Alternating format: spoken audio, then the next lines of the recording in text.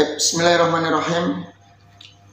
Alhamdulillah hamdan katsiran tayyiban mubarakan fih kama yuhibbu rabbuna wa yardah. Asyhadu an la ilaha illallah wahdahu la syarika lah wa asyhadu anna Muhammadan abduhu wa rasuluhu alladzi la nabiyya ba'dah. Salawatu rabbi wa salamuhu wa barakatuhu alaihi wa ala alihi wa sahbihi ajma'in, amma ba'du. Tayyib ikhwas sekalian rahimani wa rahimakumullah. Alhamdulillah di pagi hari ini kita bisa melanjutkan kajian kita dari kitab Qawaidul Arba', yaitu 4 kaidah dalam memahami tauhid. Tayyib, sebelumnya telah kita singgung kaidah yang kedua, ya. Yang kedua, penulis menyebutkan bahwa mereka orang-orang musyrikin di zaman Nabi kita alaihi salatu wassalam, ketika meminta kepada orang-orang saleh atau para wali-wali yang sudah meninggal, atau secara umum mereka beribadah kepada selain Allah, menyekutukan Allah dengan alasan tidaklah kami menyembah mereka, tidaklah kami meminta kepada mereka, melainkan kami hanya ingin mendekatkan diri kepada Allah melalui perantara-perantara orang-orang soleh ini atau sesembahan-sesembahan kami ini. Atau mereka beralasan yang kedua, karena orang-orang soleh tersebut atau sesembahan dari selain Allah tersebut nanti akan memberi syafaat kepada kami. Itu yang mendasari alasan orang-orang musyrik melakukan atau melegalkan kesyirikan dengan alasan tawassul, taqarrub ilallah. Jadi mereka tahu kalau mereka itu tidak serta-merta menyembah makhluk ini, tidak. Hanya saja karena mereka orang-orang soleh, ya, yang punya kedudukan di sisi Allah, yang punya kemuliaan di sisi Allah, agar mereka ini nanti orang soleh mendekatkan kami kepada Allah sebagai kurbah atau tawassul, ya. Atau yang kedua, nanti orang-orang soleh ini yang sudah meninggal atau para wali ini akan memberi syafaat kami di sisi Allah Subhanahu wa ta'ala. Tentu ini semuanya alasan yang batil. Bagaimanapun yang namanya meminta kepada orang yang sudah meninggal, meminta kepada makhluk, berdoa kepada makhluk, ini namanya kesyirikan, apapun alasannya. Kalau caranya seperti ini, maka orang-orang Nasrani, orang-orang Yahudi pun akan beralasan demikian. Mereka ketika menyembah berhala, Yesus, ya, atau Yesus, menyembah Isa alaihi salam dengan alasan kami tidak menyembah Isa, hanya saja Isa itu seorang orang soleh, maka agar dia mendekatkan kami kepada Allah Subhanahu wa ta'ala. Dan sudah kita bahas kemarin, sudah Allah bantah dalam surat Az-Zumar ayat yang ketiga, dan surat Yunus, ya, ayat yang ke-14. Tapi sekarang kita baca syarah dari Dr. Haitham. Kata beliau, aqsamus syafa'ah, macam-macam syafaat. Yang pertama al-musbatah, syafaat yang ditetapkan. Yang kedua manfiyah, syafaat yang dinafikan. Adapun syafaat yang ditetapkan dalam Al-Qur'an, "Iyallati tutlabu minallahi wa yushtaratu fiha", yaitu syafaat yang diminta dari Allah Subhanahu wa taala. Karena hakikat yang memberi syafaat itu hanya Allah Subhanahu wa taala. "Qul lillahi syafa'atu jami'a", katakanlah wahai Muhammad, sesungguhnya syafaat itu hanya milik Allah. Oleh sebab itu, maka harus terpenuhi 3 syarat. Ini sering kita sampaikan ya. Yang pertama, idnullahi bisyafa'ah. Allah memberikan izin kepada orang yang akan memberi syafaat. Sekalipun dia seorang nabi atau malaikat, ketika hendak memberi syafaat, maka harus dapat izin dulu dari Allah. Sudah kita sampaikan sebelumnya hadisnya ya. Karena Allah yang memiliki, yang berkuasa akan syafaat ini, maka tidak boleh serta-merta orang memberi syafaat kecuali dengan izin Allah. Kita sudah sebutkan kemarin sampai Nabi kita alaihi salatu wassalam sujud tersungkur memuji Allah sangat lama. Baru Allah izinkan, "Ya Muhammad, irfa' ra'sak", wahai Muhammad, angkat kepalamu, wasal tu'ta washfa' tushaffa', mintalah akan diberi, dan mintalah syafaat akan diberi syafaat. Baik, ini sudah kita sampaikan ya. Yang syarat yang kedua, waridahu anis syafi'. Ini penting juga nih ya. Syarat yang kedua adalah Allah ridho ya kepada orang yang akan memberi syafaat. Ketiga, Allah ridha kepada orang yang akan memberi syafaat. Pertama, dapat izin dulu. Yang kedua, Allah harus ridha kepada orang yang memberi syafaat. Sekarang kalau orang-orang musyrikin, mereka mengklaim bahwasanya para wali-wali tersebut nanti akan memberi syafaat di sisi Allah. Tunggu dulu, Allah izinkan dia nggak memberi syafaat? Oke, kalau diizinkan, syarat yang kedua, Allah ridho nggak dengan perbuatan dia? Kalau dia orang-orang yang mengajak kepada kesyirikan, melakukan kebid'ahan, ya, bangga, bahkan gemar menyuarakan perkara-perkara syirik, bagaimana Allah akan ridho karena perbuatan seperti ini? Sedangkan Allah la yarda ayyushraka ma'ahu ahadun fi ibadati. Allah nggak akan ridho disekutukan oleh siapapun dalam ibadahnya. Ingat itu ya. Jadi harus hati-hati. Terus syarat yang ketiga, kata Syarih sini, selain Allah ridha kepada yang memberi syafaat, waridahu lil masyfu'. Allah ridha kepada orang yang akan diberi syafaat. Ya, ridha kepada yang akan memberi syafaat.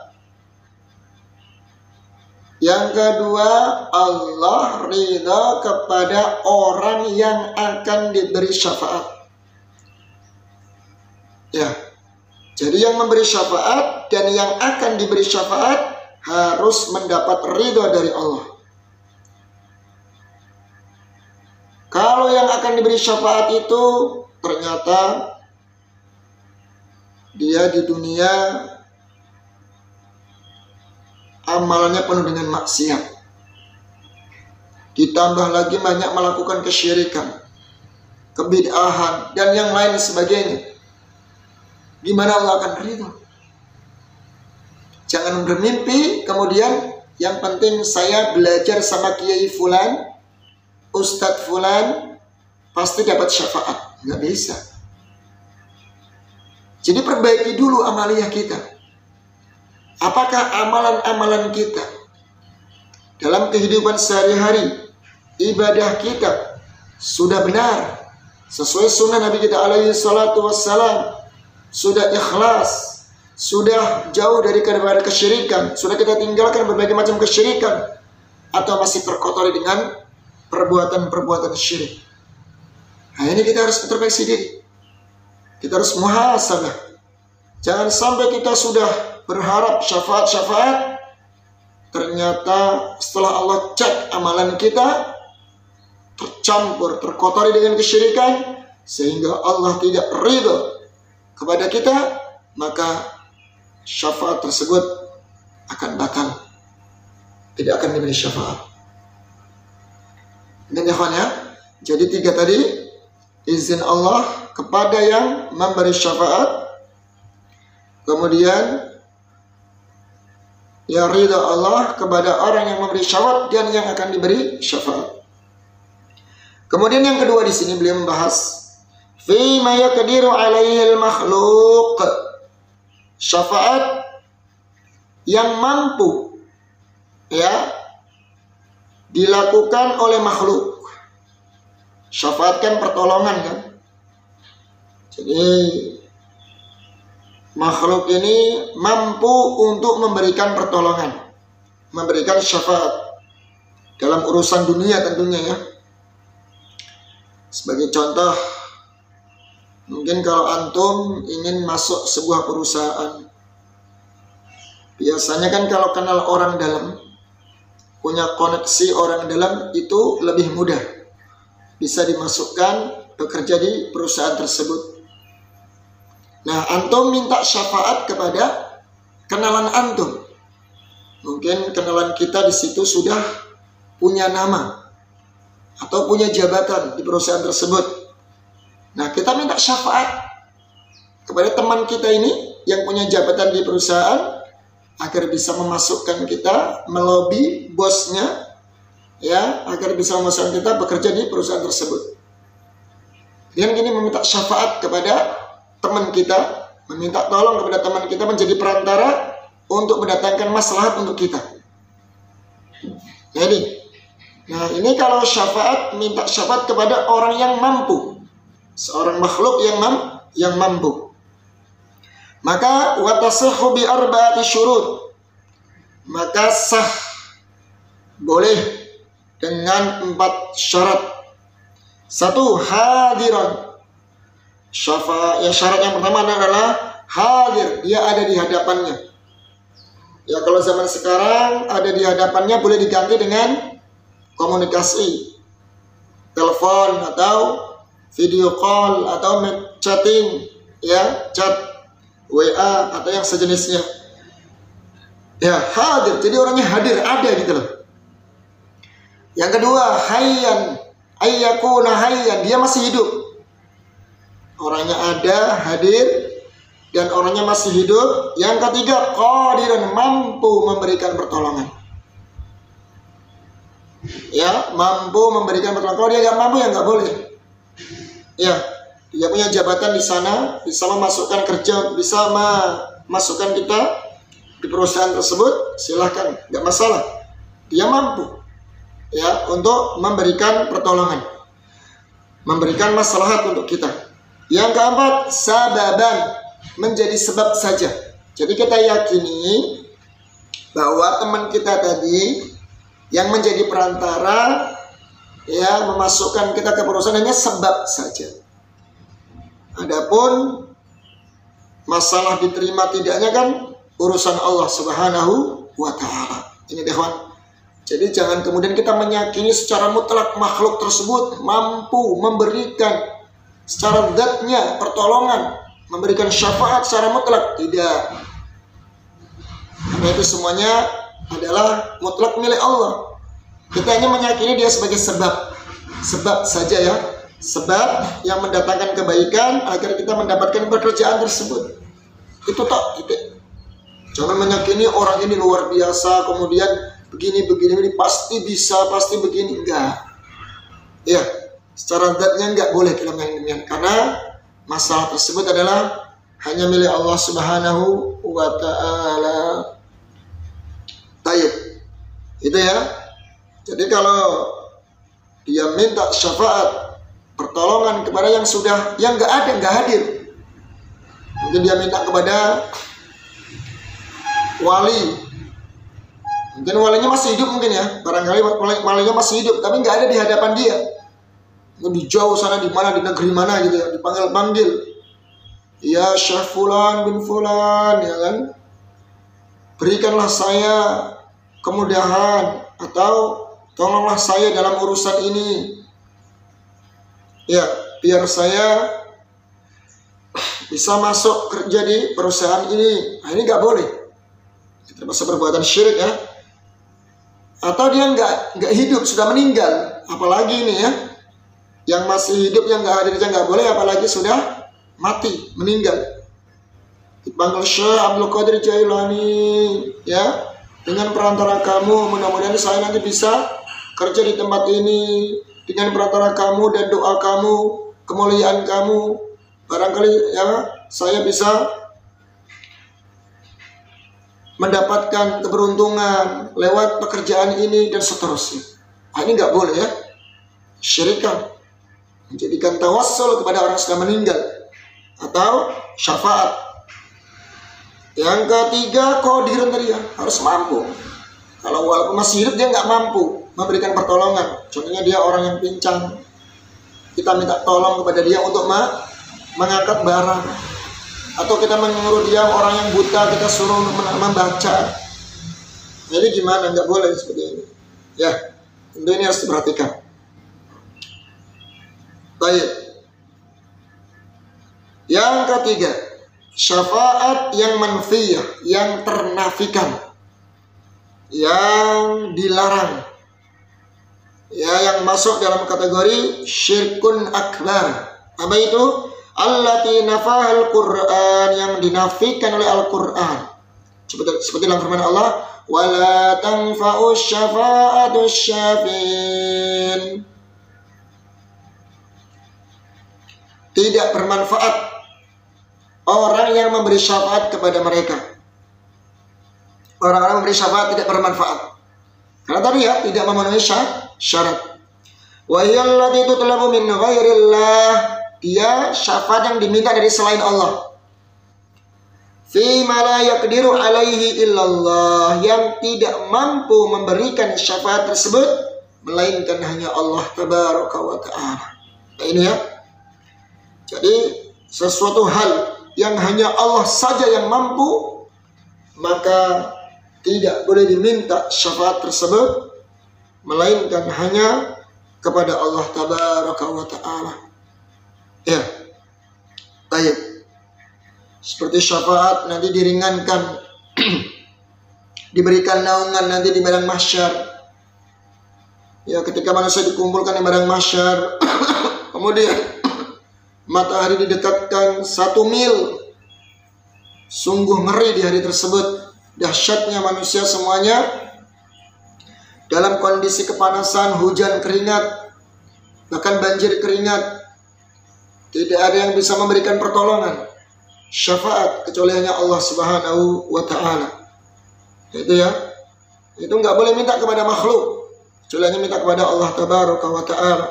Yauma la dhilla illa dhillu, tidak ada naungan melainkan naungan dari Allah azza wa jalla. Hukmuha syirkun akbar, maka di sini hukumnya syirik besar. Ya, jadi menjadikan syafaat perantara-perantara, yang menjadikan perantara dari selain Allah untuk mendatangkan manfaat dalam perkara yang hanya Allah yang mampu memberikan, maka tentu ini perbuatan syirik jika dilakukan. Tidak bisa diminta melainkan hanya kepada Allah azza wa jalla. Baik. Sekarang beliau di sini membahas tentang pembagian syafaat yang musbatah, yang ditetapkan. Kata beliau di sini, syafaat yang musbatah, yang ditetapkan dalam Al-Quran dan As-Sunnah, itu ada 2. Yang pertama, khasatun bin Nabi sallallahu alaihi wasallam la yusyariku fiha ahadun. Syafaat yang khusus, hanya milik Nabi sallallahu alaihi wasallam, yang tidak bisa diikuti oleh selainnya, atau yang tidak bisa dimiliki oleh selainnya. Nah, ini ya. Jadi syafaat ini khasun bin Nabi sallallahu alaihi wasallam. Syafaat ini mutlak. Hanya Nabi yang bisa, gitu loh. Hanya Nabi saja yang mampu untuk melakukannya, yang tidak bisa dilakukan atau diikuti oleh orang lain. Yang pertama, syafaatul udma. Nah ini syafaatul udma. Syafaatul udma itu syafaat yang tadi sudah saya sampaikan. Syafaat ya ketika manusia dikumpulkan di padang mahsyar dalam kondisi kepanasan, ya kan? Kemudian matahari didekatkan 1 mil, mereka dibanjir dengan keringatnya. Semuanya berdiri di situ akan mempertanggungjawabkan amal perbuatan nanti di hadapan Allah Azza wa Jalla. Nah ini tidak akan memberikan syafaat, ya tidak ada yang beri syafaat kecuali hanya Nabi kita alaihi salatu wassalam. Jadi dalam sebuah hadis disebutkan, jadi manusia itu mereka meminta kepada Muhammad, kepada Nabi Isa, kepada Nabi Ibrahim, kepada Nuh, kepada Adam, semuanya mereka angkat tangan. Menolak dan gak mampu untuk memberikan syafaat di padang mahsyar itu. Kemudian yang bisa memberikan syafaat, ya hanya Nabi kita alaihi salatu wassalam. Nabi kemudian tersungkur dan berdoa kepada Allah Subhanahu wa ta'ala agar umatnya diberi syafaat di padang mahsyar, diringankan. Tapi ini hanya Nabi ya, khusus syafaatul udma, yakni ketika manusia dikumpulkan di padang mahsyar. Kemudian syafaat fi ammi Abi Thalib ayyukhaffifa anhul adab. Syafaat yang Rasulullah berikan khusus kepada pamannya, yaitu Abu Thalib, agar diringankan azabnya. Nah ini khusus, Nabi saja yang mampu. Ya, jadi memberikan syafaat kepada paman beliau, yaitu Abu Thalib, agar diringankan azabnya. Karena Abu Thalib mati dalam keadaan kafir.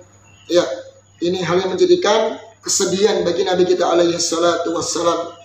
Bahkan meninggalnya Khadijah, kemudian disusul dengan pamannya Abu Thalib, dikenal dengan ayyamul huzn, hari-hari kesedihan yang menyelimuti Nabi alaihi salatu wassalam. Maka Nabi sallallahu alaihi wasallam sangat sedih, karena pamannya inilah yang membela dakwah beliau, yang menemani beliau, yang mengajarkan berdagang, mengajarkan bagaimana ya menjadi sosok laki-laki yang pemberani, yang dewasa, ya harus berani dengan tantangan, ya menghadapi kehidupan, berbagai masalah kehidupan, itu pamannya.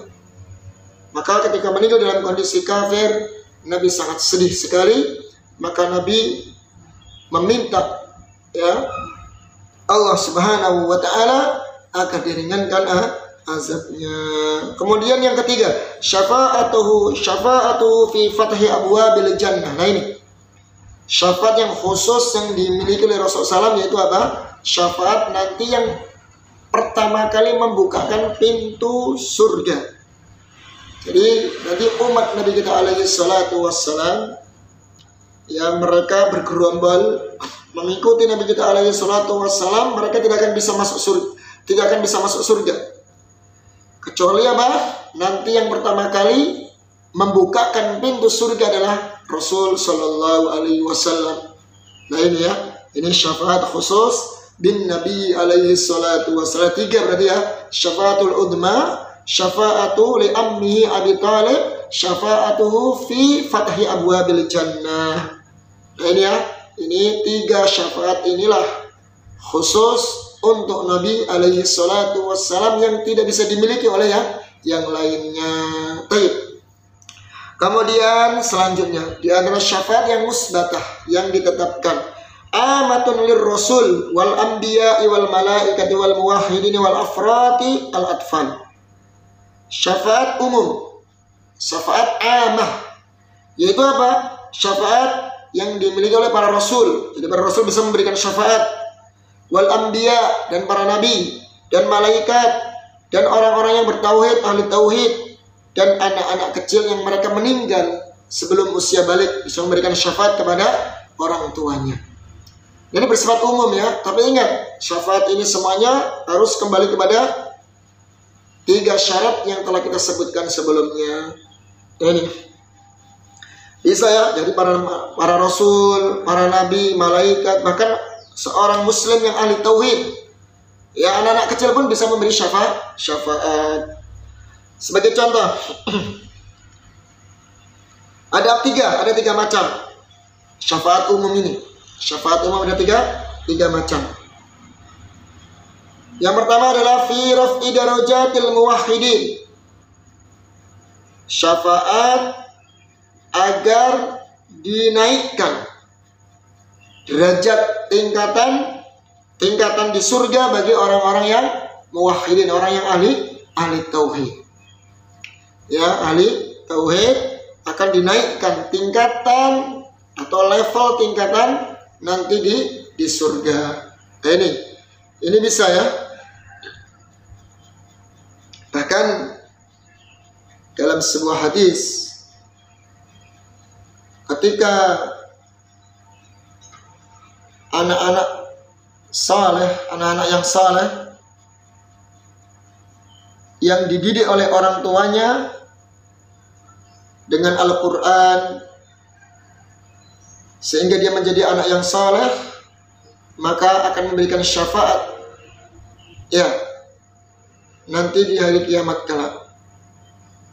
Wa innakum laturfa'u darajatuhum. Sungguhnya di antara kalian akan diangkat derajatnya di surga bistighfari waladikum. Ya, hafal tadi ya. Karena sebab istighfar, doa dari anak-anak yang saleh tadi. Jadi kalau kita mendidik seorang anak yang saleh, kemudian kita ajarkan Al-Quran, kita berikan pendidikan agama yang benar, kemudian dia mendoakan orang tuanya, memohon ampunkan untuk orang tuanya di setiap saat, maka ini menjadi sebab orang tuanya mendapatkan syafaat sehingga dinaikkan tingkatan di surganya. Ya, sampai para orang tua tadi kaget. Ya, kaget. Ya Allah, untuk apa ini semuanya? Kenapa saya bisa mendapatkan yang seperti ini? Karena Allah bistighfari waladikum. Disebabkan karena istighfar. Ya, doa-doa dari anak-anak soleh kita memohonkan ampunan untuk orang tuanya, sehingga Allah naikkan derajat dia di surga. Ya, ini amanah, jadi anak kita bisa memberikan syafaat.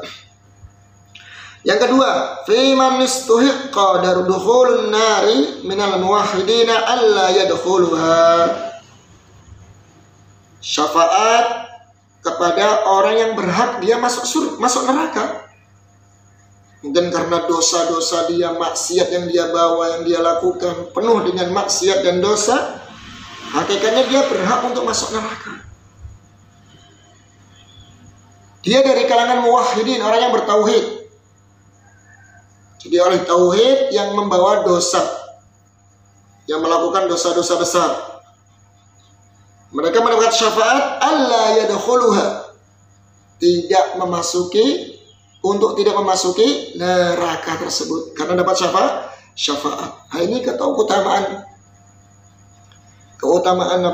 orang yang bertauhid, sekalipun dia membawa dosa besar, nanti di hadapan Allah Subhanahu wa ta'ala, kalau dia masih orang yang bertauhid, ahli tauhid, maka insya'a adzabahu.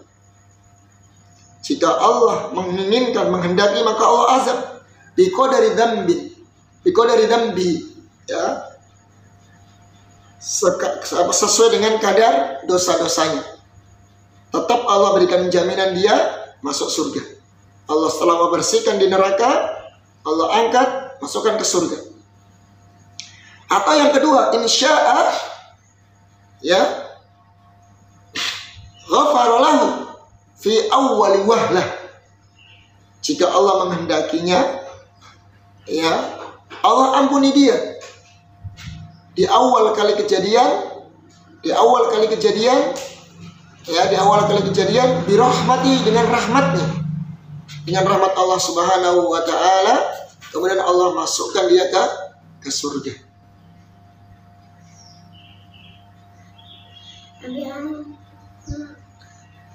Yakhruju minan nari man qala la ilaha illallah. Akan keluar dari neraka orang mengucapkan kalimat tauhid la ilaha illallah. Wa in kana fi qalbihi la yazinu sya'iratan. Akan Allah keluarkan dari neraka orang mengucapkan kalimat tauhid la ilaha illallah. Sekalipun dalam hatinya hanya ada satu biji keimanan, satu gandumnya. Fi qalbihi imanan la yazinu sa'iratan. Meskipun dalam hatinya ada satu biji keimanan. Masya Allah, ini keutamaan orang yang bertauhid. Ya, jadi dia berhak untuk masuk ke surga. Ya, sekalipun mungkin harus diazab terlebih dahulu sesuai dengan kadar dosanya, atau dibersihkan dosa-dosanya, atau jika Allah menghendaki maka Allah langsung masukkan dia ke surga tanpa diazab terlebih dahulu. Ya, jadi berhak untuk masuk neraka, namun karena dengan syafaat maka dia tidak jadi masuk neraka, padahal dia termasuk orang yang berhak untuk diazab. Yang ketiga, syafaat fi man dakhala an-nar minal muwahhidin bi ay yakhruja minha. Yaitu syafaat yang diberikan kepada orang yang masuk ke dalam neraka. Orang yang sudah masuk neraka dari kalangan orang-orang muwahhidin, ahli tauhid, bi ay yakhruja minha, agar dia keluar darinya. Nah, ini ikhwan, ini keutamaan tauhid la ilaha illallah. Ingat ya, sekalipun dia membawa dosa, kalau dia min ahli tauhid, maka tetap ada jaminan masuk surga. Ya, kita lihat firman Allah Subhanahu wa taala, alladzina amanu wa lam yalbisu imanahum bidzulmin ulaika lahumul amnu wa hum muhtadun. Dan orang-orang yang beriman yang tidak mencampur adukkan keimanan mereka dengan kedzaliman, yaitu kesyirikan, maka apa balasannya? Ulaika lahumul amnu, maka dia akan mendapatkan keamanan. Wa hum muhtadun, dan mereka akan mendapatkan petunjuk. Para ulama menjelaskan keamanan di sini apa? Yaitu al-amnu mim massatin nar. Aman, tersentuh dari api neraka. Artinya Allah berikan syafaat dengan tauhid tersebut. Ya, kemudian Allah masukkan dia ke surga, dijauhkan dari api neraka, aman dari tersentuh api neraka. Yang kedua, aman di sini adalah al-amnu bi khuludin nar. Aman, dia tidak mungkin dia kekal di neraka. Aman dari kekal di neraka.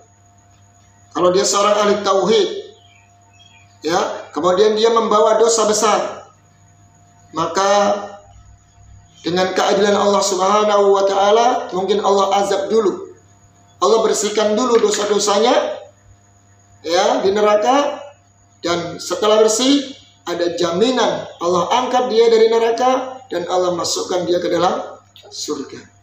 Ya, jadi aman dari tersentuh api neraka. Yang kedua, aman dari kekal di neraka. Artinya nggak bakal kekal di neraka. Ada jaminan tetap masuk surga, sekalipun harus dibersihkan dosa-dosanya tersebut terlebih dahulu. Ini ya, ini syafaat amah. Ya, semoga bermanfaat yang bisa kita sampaikan. Mohon maaf atas segala kekeliruan dan kesalahan dan salah kata, dan mohon diluruskan. Subhanakallahumma wa bihamdik, asyhadu an la ilaha illa anta astaghfiruka wa atubu ilaik. Wassalamualaikum warahmatullahi wabarakatuh.